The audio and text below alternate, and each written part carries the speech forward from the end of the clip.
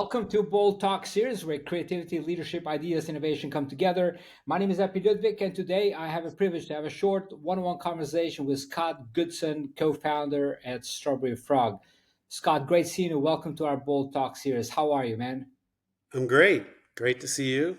Yeah, it's great to see you. It's been a long time. Yeah. Well, here I am in the Empire State Building, and it's a beautiful day, and it's nice to be chatting with you. Nice Empire State Building. That's I miss New York. It's like every time when someone talks about New York, I start to get homesick. So, Well, it's uh, a lot like Europe, right? It's got that sort of European vibe, and people think of it as being part of the United States. I think of it as being an island sort of floating above the rest of the country. yeah, that's true. Now, Scott, for people who are not familiar with what you've been doing, let's start first with you co-founding multiple companies. But what first sparked your path as a founder, and how did that lead to creating Strawberry Frog, which is uh, one of the greatest agencies on a traditional agency model, but you got and digitized, and so there's a lots of things that you've been working on. So I'd love to hear your story, and also for our audience as well. Well, thanks for having me again on this show. I appreciate the opportunity to chat. Um, it's like any business that has literally been around since the Fertile Crescent 10,000 years ago, right? It's how do you do it smarter? How do you do it better? How do you do it faster? How do you do it cheaper? I grew up, I'm originally from Canada, but I grew up in Sweden. And I started my career in Stockholm, working with Swedish agencies. And we had technology clients. And right from back in the 80s, we were doing things so much more efficiently than you would typically do in like New York City or London in what was the very established advertising industry. And I looked at that industry and I thought, wow, you could really do some serious damage to the big corporate agencies out there by coming in with a better approach, right? The faster, smarter, cheaper approach. And so after a decade working in advertising in Sweden and owning an agency in Stockholm, I sold that agency. And then together with my partner, we moved to Amsterdam and we started Strawberry Frog.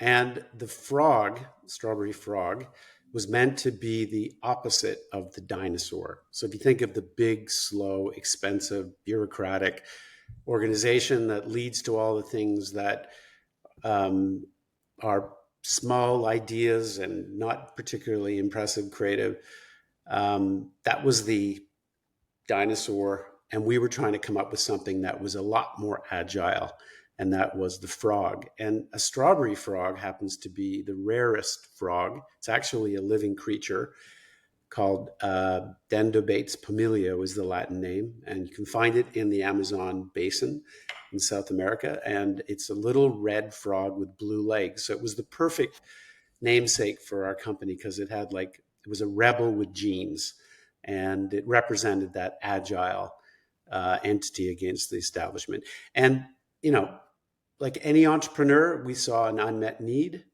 and we came into the market and we took a big swing, and we convinced clients to give us their business, which they did. And we started off, our first client, our founding client was the launch of the smart car with Mr. Hayek, which at the time was the owner of Swatch. Mm. He came up with the smart car idea and partnered with Daimler, Chrysler, Mercedes to build the car. And they were responsible for the marketing. And we'd done some very cool work for Mr. Hayek at Swatch. So he asked us to do the launch in Europe. And with that client was a perfect client because, again, it's a small car competing with its own dinosaurs. Yeah. And we very quickly started winning some very large European clients. Yeah. Oh, it's amazing. That's amazing. I did not know that. I did not know that the journey from Stockholm. So that was great. Uh, uh, how do you find now, in comparison to what it was before, between the agencies in Stockholm and agencies in New York now? Um, you know, evolution has a funny way of catching up with you. I think advertising is under enormous strain in most countries. I think Sweden has evolved a lot faster than a lot of other places. It almost is a bellwether of things to come in all markets. But if you look at Sweden, you really have seen over the last couple of years the collapse of the advertising industry, and most people have kind of made the transition to either technology or AI. Hmm. There are some firms there, but it's nothing like it used to be, and a lot of young, bright, creative people have really made the transition to other types of companies. And I think that's fair to say is probably going to happen in New York and probably happen in London and probably happen in Tokyo and probably happen in Albania, where you are. Yeah. Now, Scott, you've been innovating, even now with the with new initiatives, but uh, you describe your agency, the Strawberry Frog, as a nimble, disruptive, artistically driven. How do you maintain this edge in a world where trends are evolved faster than ever? I mean, how do you keep up with all these things that's happening, and how you keep focused? Because the problem is like how you keep focused, and then on top of it, winning these clients, right? So there's so much going on. Yeah. I think, our philosophy, we call it Outleap, and it really embodies, on the one hand, that fundamental idea of agility, right? And being flexible and being opportunistic, which in effect is a core pillar of entrepreneurism. Being opportunistic, seeing opportunity, being willing to take risks, um, staying ahead through bold, unexpected moves rather than incremental steps. Right. That's very much at the core of the business philosophy. I think while others try to, I don't know, outrun, outspend, out efficient, Mm. how do I make my business more efficient? I think we use the frog's natural advantage, which is the ability to leap beyond brands, make surprising pivots into meaningful areas, and in a way, never look at a problem as how do you solve it in a traditional way? How do you do it how do you use an approach which is all about disruption and changing paradigms? Um, so this concept of outleap, which is the way we express everything I just said to you a minute ago about Yeah. agility, um, is a process that we use to train our people. For example, strategically, it looks at identifying cultural tensions in order to make those bold pivots. So, one difference from other firms is when we do a project with clients, the first thing we do is try to identify an idea on the rise in culture. So Mm. instead of like, what's the brand position? Yes, we want to understand the brand benefit and we want to understand the purpose, but ultimately, what's a really interesting idea on the rise in culture that we can tie this company to, so it immediately becomes relevant to a wider group of people. And then, secondly, this idea about Leap defies traditional advertising agencies, so it helps us create a structure for Strawberry Frog that's light, muscular, built for powerful ideas, and rather than bureaucratic weight, or models that were invented 50 years ago that are not relevant anymore. So ever since we started the company, we've only had a very small core team, about 50 people. And then we outsource a lot of traditional work that you otherwise would have inside an agency. So we don't have a studio. We don't have designers. We don't have like legions of creative people. Yeah. We have two chief creative officers and a few very senior teams, but everything else is outsourced. Yeah. We have top talent in our AI group, but we pull in need to talent on a need to basis.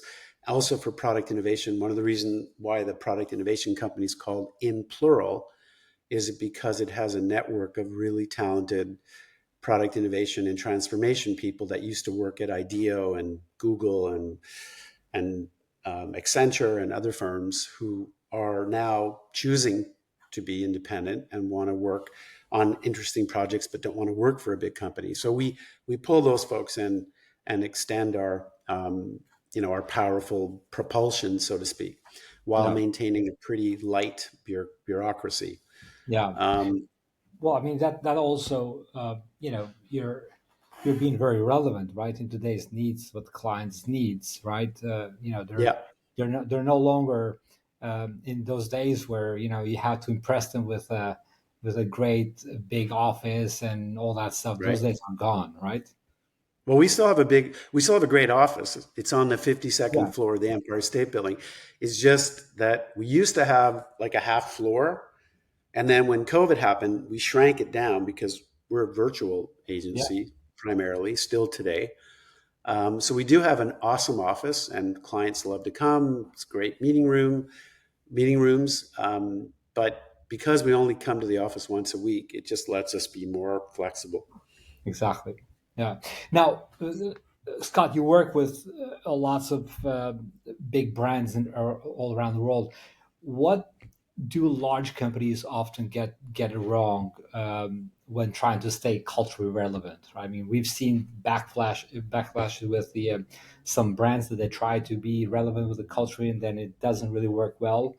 Yeah. What do you see? What do you see that gets wrong? Well, the point I made before is, I think, relevant, right? About finding ideas on the rise in culture. I think the problem a lot of brands make is they want to be trendy, they want to be cool at the moment, so they mix up conversation with connection. Mm, And I like that. how do you build deep, meaningful, uh,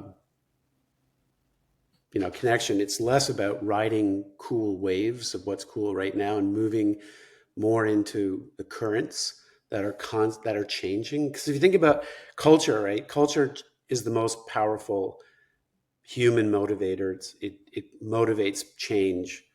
And brands, companies, people, they don't live outside culture. We are part of culture. So if we start with culture as a core foundation for our work, we can be significantly more relevant.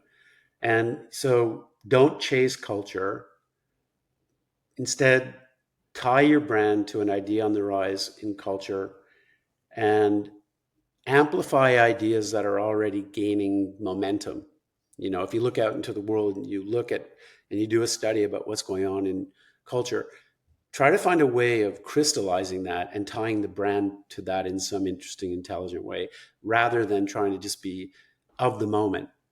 Because people can read through that and see that you're not particularly, you know, relevance isn't like clever tweets or rainbow logos during Pride Month. It's how do you meaningfully connect with those cultures and those communities that have a point of view on the world. Yeah. Yeah. Well, Does it's that make sense? that definitely makes sense. I think that requires much better thoughts and being more like on the ground, understanding better the sensitivity of a demographic that we were dealing with. And today, customers are a lot smarter today than ever before. Before Well, the they're also inundated with content. exactly. Content is only going to increase in terms of amount of content. So even interesting content, right? Whether you're watching Instagram or Snapchat or TikTok or television or whatever, the amount of information and creativity is being poured at you. So the old way of, well, let's come up with a really cool creative idea to sell this pen. I have this pen. Let's come up with a cool creative way. Instead, start with, okay, let's talk about what is happening in people's lives. How might a pen or this brand of pen be relevant to what's going on in that culture? Yeah. So, if you take the time and start from that position, you'll come up with a much more interesting point of view. Like, for instance, maybe there's a level of thoughtfulness that's relevant to college kids or high school students, where the pen might let you think about essay writing in a different way. Maybe it's a better way to write versus typewriter. With Computers keyboard. or Computer. typewriters or some kind of machine. You know, I did that. yeah, exactly.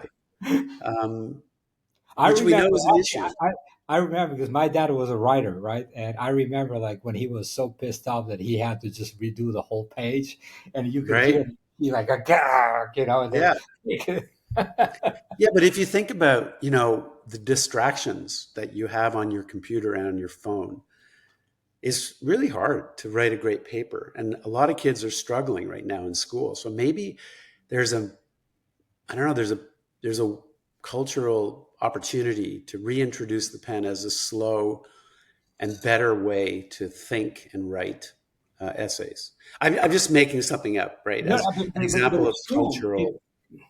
It's true because, for example, like I write my affirmations every single morning with pen, Yeah, you know, and there's something magical that happens when you write with a pen, right?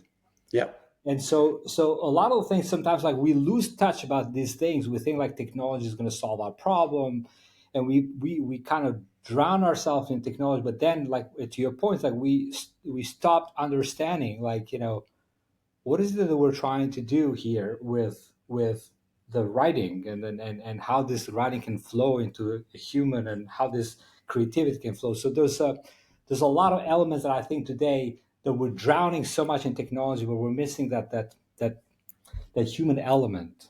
yeah. I agree. I think that's true, and I think young people feel it, and they're buying you know actual records and record players, and they're buying flip phones, and they're buying cameras from the Yeah, 1980s. They don't want to use their phone anymore because they realize the phone is toxic. yeah, So yeah. Too much So distraction. I'm just saying, that idea of a pen connecting with that Yeah, cultural movement is a better way to launch a pen than come up with a really creative idea to make this pen sexy for the moment.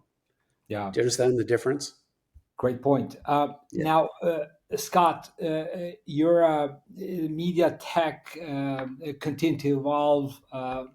Obviously, you started another product, which is probably their own entity, I believe. How are you thinking about the AI and innovation?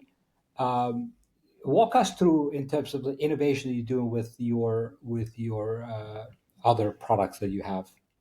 Yeah. So we started a couple of years ago with AI, and any innovation that's happening, it doesn't matter what it is. I've always been a big believer you've got to jump in 2 feet into the river and just learn how to swim. You can't do it theoretically, and it's the only way to do it is just do it. And you're going to make mistakes. Just hopefully, it's not going to cost you a lot. Um, we've managed to do a number of initiatives with AI. AI is helping us across the whole marketing funnel.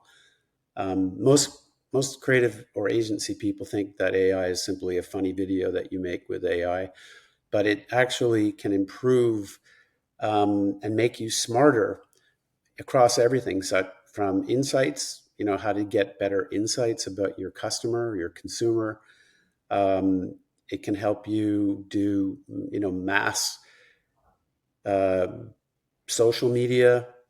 Um, it can help you do mass personalization of content, campaigning, all the way through to measurement and media. There's a lot of benefits that AI can do in all those areas, and the only way to learn about it is to try it and to do it.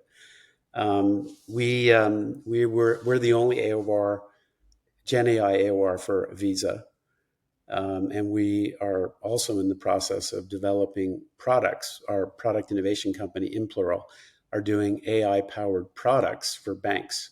Hmm. So imagine you pick up your phone in the morning and the phone says, "Hey, Epi, how are you? By the way, you have $2,000 in your bank account.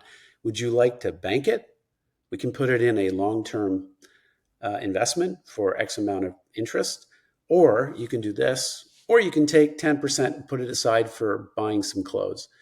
It proactively helps you become more financially literate on an ongoing basis with your phone. So instead of you checking your monthly credit card statements, it gives you a real time read of all your costs and gives you prompts in terms of what you could do. So, AI can really make a big difference in terms of real time engagement with people, whether it's products. So those are a couple of examples for the visa work that we do. We've been reaching out to thousands and thousands of customers of Visa, and each one of them has received a personalized message, because you can do that with AI now, which is Yeah. an incredible thing. We have hired a gentleman named Jared Bull, who was the MD at Huge, which is a very famous digital agency in New York City. He also was the CEO of Code and Theory, which is another pretty famous digital agency here. And he's at the forefront of AI. So he runs that division for us. We have another fellow, Daniel Seidel Gomez. Hmm. Daniel Gomez Seidel, who used to be at the head of innovation at Capital One, which is one of the largest banks here in the US. And Daniel, he started working with us a couple of years ago, set up Inplural, and he's doing these really cool product innovations. We doesn't do it just for StrawberryFrog. So if there's agencies out there that have a client that want to do some cool AI So other products, you should reach agencies out to can Daniel. use. Sorry? So other agencies can use the same Yeah, tools. you can work with Daniel on products because it's a separate company. So it's not just StrawberryFrog. There's no conflict there. Yeah. Yeah. And then we have a media business, StrawberryFrog Media, and that's run by a guy named Bill Heilman. And uh, he was the head of strategy for the IPG media brands, has a great experience. And he uses AI in understanding, audiences and when it comes to planning. So it's also a real advantage. And the whole media world obviously is changing now. So there's huge upside to being a small, independent, agile media planner and buyer for clients. Small is a new big, Scott. Small and mighty. We've been small and mighty for 25 years. I've seen Exactly. big companies come and go, and there's a lot to be said by having a flat organization. 100%. Now, your book, you written your book, but was like over 10 years ago, I remember. Was it more than 10 years ago? You mean Uprising? Uprising? Yeah. Yeah, that was from 2012, and Okay. then a couple of years ago, I wrote something called Activate Brand Purpose, which Okay. is So that's the second book. that's the new one. Okay. So I remember the one that when I was in New York, I Yeah, remember Uprising, and so I didn't get a chance to read the new one, but the one that you written Uprising, I remember the big thing was about the purpose, plugging in the purpose into your brand, right? And how purposeful you think today the brands are in comparison to what it was, let's say, 10 years ago when you written the book. well, I think a lot of companies have developed a purpose, otherwise known as a mission. Some guiding statement that intentionally motivates their people to work in a certain way. Um, the the problem with those statements, whether it's a purpose or mission, excuse me, is um, there are these 3 or 4 words, or maybe sometimes longer, and they don't really mean much to the employees. If you think about it, right? What does it mean? Um, it's important to have it because it really helps you, I guess, understand why you're doing what you're doing other than making money, which is helpful to motivate people to participate and actively engage in their company. But it's really hard to make it meaningful. So, what a movement can do is take that purpose and turn it into something that motivates people and galvanizes them to do something. Um, so, I'll give you an example. There was a financial institution that we worked with called SunTrust. And their purpose statement was lighting the way to financial well being. So, you're a teller in the bank. What does that mean? It's hard to understand it. It's difficult to really get it. What does it mean? What do I need to do in this situation? And we took that purpose statement and we created a movement called On Up. And On Up, which was short for onwards and upwards, was a movement to help Americans get back control of their financial situation. Yeah. And that was a really simple idea. And it Yeah. was a national movement. We ended up having 6 million Americans join that movement. Wow, that's amazing. It's amazing. That was Yeah. capital. That was Capital One. You said. No, it's called SunTrust. Oh, It's a SunTrust. bank. That bank doesn't exist anymore because it was Okay. merged into another bank. Together with another bank, creating something called Truist, which is one of the top banks in the country. We also continue to work with them. But that's just an example of how you take a purpose and make it something more meaningful. Yeah. So purpose is still relevant. It's just you have to do something with it. 100%. Scott, I would love to continue this conversation, but I think we'll have to leave for next time. This is a short format, a bold series that we do it. Uh, what does bold mean to you? What does bold mean to me? Yes, the word bold. Um, I think it means having a rock solid foundation under your feet so that you can be fearless. I think if you don't have a foundation underneath you, you're fearful. So if you can build a foundation, whether it's through a proven process or an approach that really feels super solid, then you can be bold. You can be fearless. If you don't have that foundation, it's pure human psychology. You are going to be having difficulty wanting to be bold. Yeah. And it's partially an intellectual issue, but it's also um, it's like a practical issue, right? You need to have something you can feel is solid. That means, however, that you don't just rest on that super solid rock under you. You don't just recline and put your feet up. You use it to stoke that curiosity and be looking for new and more interesting and different, faster, better, smarter, cheaper ways of solving problems or buying solutions. That's boldness to me. Very well said, Scott. Always be bold, my man. Keep up with great work. Thank you for joining me in this Bold Talk series and looking forward to seeing you again soon. Until next time, be great and be bold always, my friend. Thank you so much, Epi. This was a blast. Thanks for having me. Epic. Take care.